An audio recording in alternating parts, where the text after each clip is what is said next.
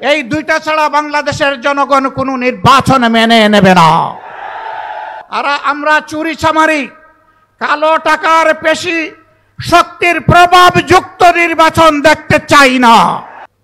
ক্ষমতাকে কিয়ামত পর্যন্ত টিকিয়ে রাখার জন্য যারা একেবারেই বেপরোয়া হয়ে উঠেছিল, মানুষের জীবন যাদের কাছে কোনো জীবনই ছিল না, ক্ষমতার শেষ প্রান্তে তারা নিজেদের ক্ষমতা ধরে রাখতে সরাসরি স্পষ্ট দিবালুকে মানুষের বুকে গুলি ছুড়ে হাজার হাজার মানুষকে তারা খুন করেছে। 15.5 বছর তারা খুন করেছে, গুম করে আয়না করে বন্দি করে রেখেছে। 24,000-এর ঊর্ধ্বে মানুষকে জীবনের তরে পঙ্গু করে দিয়েছে। কেউ চোখ হারিয়ে অন্ধ, কেউ হাত পা হারিয়ে পঙ্গু, কেউ আবার স্পাইনাল কর্ডে বুলেট ইঞ্জুরি নিয়ে প্যারালাইজড হয়ে হাসপাতাল কিংবা তার বাড়ির বিছানায় ছটফট করছে।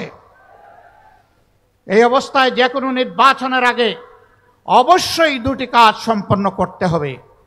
একটি হচ্ছে খুনিদের বিচার, এ বিচার দৃশ্যমান হতে হবে। আরেকটি হচ্ছে প্রয়োজনীয় সংস্কার। এই দুইটা ছাড়া বাংলাদেশের জনগণ কোনো নির্বাচন মেনে নেবে না। প্রধান উপদেষ্টা বারবার তিনি ঘোষণা দিয়েছেন, এবারের ডিসেম্বর থেকে আগামী বছরের জুনের মধ্যে ইলেকশন হবে। আমরা প্রধান উপদেষ্টাকে বিনয়ের সাথে বলবো, আমরা ইলেকশন চাই, আমরা সুষ্ঠু নির্বাচন চাই। আর আমরা চুরি চামারি, কালো টাকার পেশি শক্তির প্রভাব যুক্ত নির্বাচন দেখতে চাই না।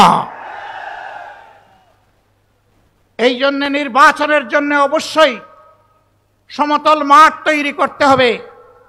এ দায়িত্ব পালনে আপনারা আমাদের যত ধরনের সহযোগিতা চাইবেন, সকল সহযোগিতা দেওয়ার জন্য আমরা প্রস্তুত রয়েছি।